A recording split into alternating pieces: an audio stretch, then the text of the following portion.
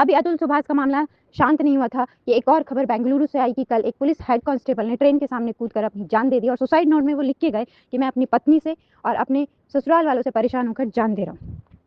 ये घटना हमें फिर से सोचने पे मजबूर करती है कि एक पढ़ा लिखा व्यक्ति जिसकी नौकरी है, जो कमा रहा था, हो सकता है वो अपने परिवार में इकलौते बेटे होंगे और किन परिस्थितियों में वो इतना खौफनाक कदम उठाने को मजबूर हुए। सोचने की ज़रूरत इसलिए है क्योंकि ज़िंदगी की कीमत बहुत ज़्यादा होती है और ज़िंदगी की कीमत कुछ भी देकर आप वापस नहीं ले सकते। हर चीज़ आप प्राप्त कर सकते हो, लेकिन एक बार अगर किसी की ज़िंदगी चली गई तो उसे आप वापस दोबारा नहीं ला सकते। इसलिए ज़िंदगी इतनी सस्ती ना हो जाए कि सिर्फ हम 2 दिन डिबेट करके इस बात को भूल जाए और फिर कुछ समय बाद फिर किसी अतुल सुभाष को अपनी जान देनी पड़े। ऐसा परिस्थिति ना आए, इसलिए मेरा कहना है कि सोचना पड़ेगा कि आखिर किस वजह से ये परिस्थितियाँ आती हैं और उन वजहों पे हमें काम करना बहुत ज़रूरी है कि कल कोई सिस्टम से, कल कोई कानून से इस कदर ना हार जाए कि वो सोचे कि ज़िंदगी को हार जाना ज़्यादा आसान है बजाय इस सिस्टम के लड़ने से। कारण क्या है? सबसे पहला कारण मुझे जो लगता है वो ये है कि एक माइंडसेट बन चुका है जहाँ हम ये सोचते हैं कि विक्टिम हमेशा लड़की होगी, विक्टिम वाइफ होगी और हमेशा कटघरे में किसी भी कंप्लेंट के बाद आदमी को खड़ा कर दिया जाता है। मेरा कहना है विक्टिम कैन बी एनीवन, ये बात ध्यान में रखनी चाहिए। विक्टिम हमेशा लड़की होगी ये सोचना गलत है। हाँ, ज़्यादातर केसेस में लड़की होती है, ज़्यादातर केसेस में लड़कियों के साथ अपराध होते हैं, ये बात सच है, लेकिन हमेशा और हर केस में लड़की के साथ अपराध है या हर केस में वाइफ के साथ अपराध है, ये बात सोच के ही ट्रायल चलाना, ये बात सोच के ही पुलिस एफआईआर करे, ये बात सोच के ही पुलिस एक्शन ले, ये गलत है। जो लोग जुडिशरी सिस्टम से जुड़े हैं जैसे कोर्ट, पुलिस, उनको ये देखना चाहिए कि किसकी बातों में कितनी सच्चाई है और हमें उसमें कैसे एक्शन लेना है ताकि दूसरा व्यक्ति ये महसूस ना करे कि न्याय मेरे लिए असंभव है।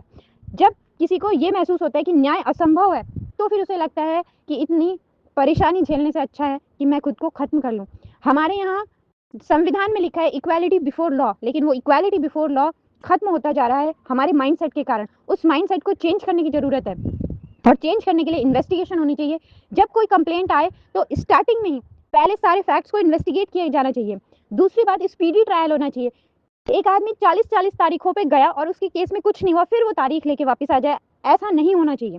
6 महीने में आपको एक कॉन्क्लूसिव निर्णय तक पहुंचना चाहिए। पति और पत्नी के झगड़ों को जल्दी निपटाना चाहिए ताकि पति और पत्नी अपनी आगे की लाइफ के बारे में सोच सकें। वो ये ना सोचे कि शादी मैंने की, कई केसेस में मैंने देखा है कि घर में लड़कियां 10 दिन रहती हैं, 11 दिन रहती हैं और केस कर देती हैं। आप सोचिए उस पुरुष पे क्या गुजरता होगा जो अभी शादी करके एक लड़की को अपने घर में लाया, उसे सही से समझ भी नहीं पाया, लेकिन वो कोर्ट में खर्चा देने के लिए इस हैसियत से खड़ा हो गया कि मैं इसका पति हूँ और वो अपनी जिंदगी की कमाई उठा के ऐसी लड़की को दे रहा है जिसे वो पहचान भी नहीं पाया, पर क्योंकि वो उसकी पत्नी बन गई तो वो खर्चा दे रहा है। तो इस तरह की केसेस नहीं होने चाहिए।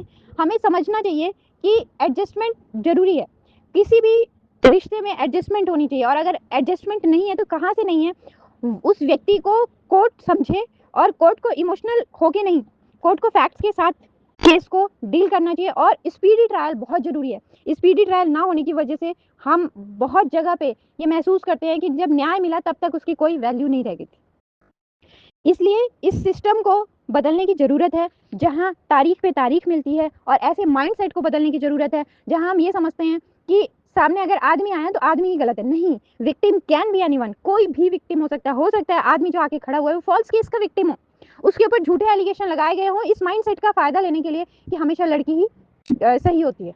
आप ये समझिए कि अपराध किसके साथ हुआ है ये जानना कानून की सबसे बड़ी जिम्मेदारी है।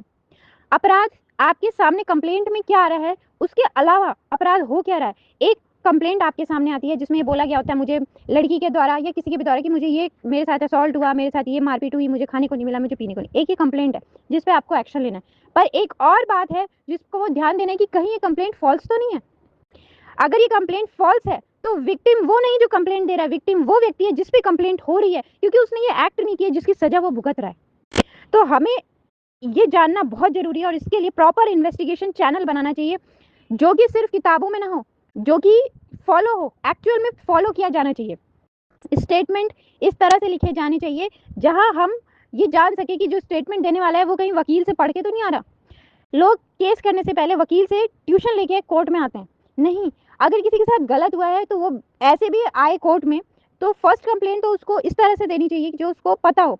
अब दूसरा सवाल ये उठता है कि अगर फर्स्ट कंप्लेंट किसी विक्टिम ने एक्चुअली वैसी ही दे दी तो डिफेंस के वकील आके उसकी कंप्लेंट को तोड़ मरोड़ के पेश कर देंगे, और जिसके साथ एक्चुअल क्राइम हुआ होता है वो समझ भी नहीं पाता लॉ, और जिसके साथ एक्चुअल क्राइम नहीं हुआ होता है वो बिल्कुल पढ़ लिख के और कानून की भाषा में कंप्लेंट लेके आता है।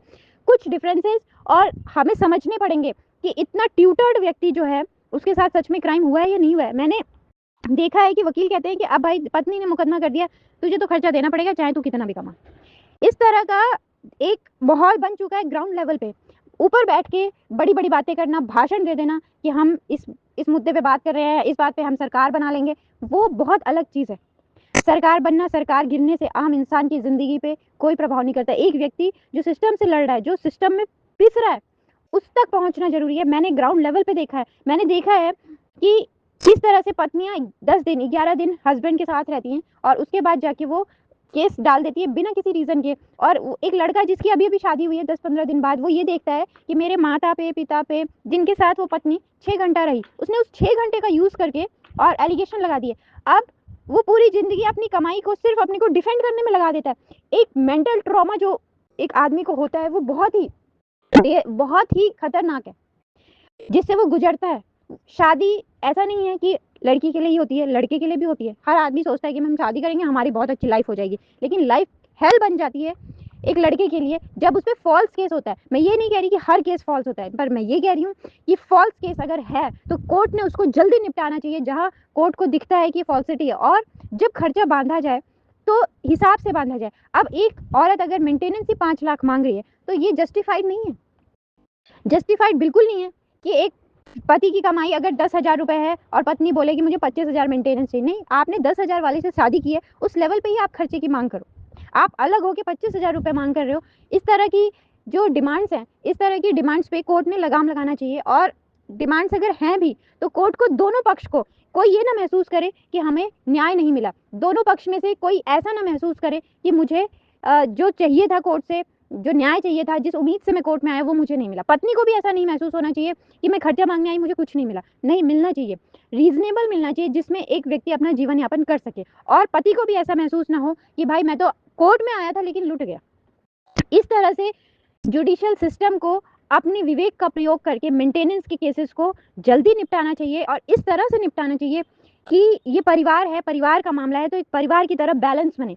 पति भी खर्चा दे लेकिन इतना दे जितना रीजनेबल हो, और पत्नी भी खर्चा ले पर उतना ही ले जितना वो रीजनेबली पति के साथ रहती तो जितने में वो गुजारा करती।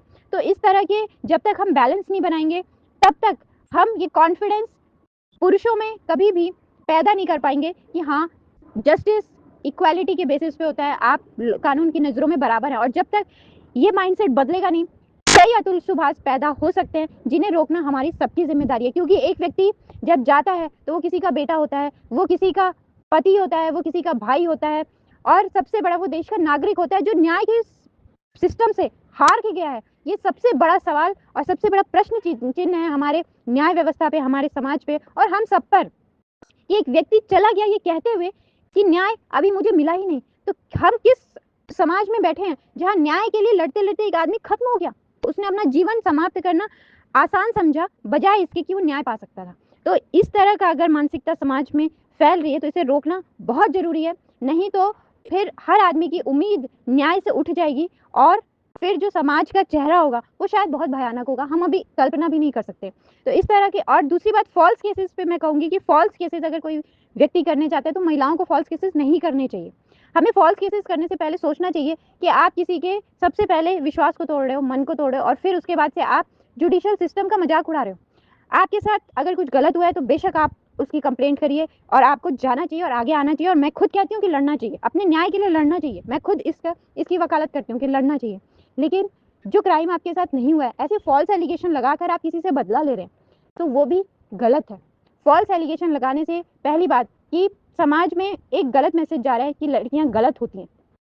जिनके साथ भी लड़कियों ने गलत किया फिर वो भविष्य में कभी किसी महिला पर, कभी लड़की पर विश्वास नहीं कर पाएगा। दूसरी बात, जुडिशियल सिस्टम से लोग ये उम्मीद करने लगे हैं कि हमें न्याय नहीं मिलेगा, विश्वास और भरोसा उठ रहा है। इस तरह का माइंडसेट अगर समाज में बन रहा है तो वो एक गलत मैसेज जा रहा है। इसलिए महिलाओं को भी सोचना चाहिए कि अगर उनके साथ कुछ गलत हुआ है तो वो मजबूती से आवाज़ उठाएं, उसके लिए भी नहीं दबना चाहिए। लेकिन अगर आप कानून को हथियार बनाकर किसी से बदला ले रही हैं तो इसको स्टॉप करने की ज़रूरत है, क्योंकि फॉल्स केसेस किसी की ज़िंदगी को बर्बाद कर सकते हैं।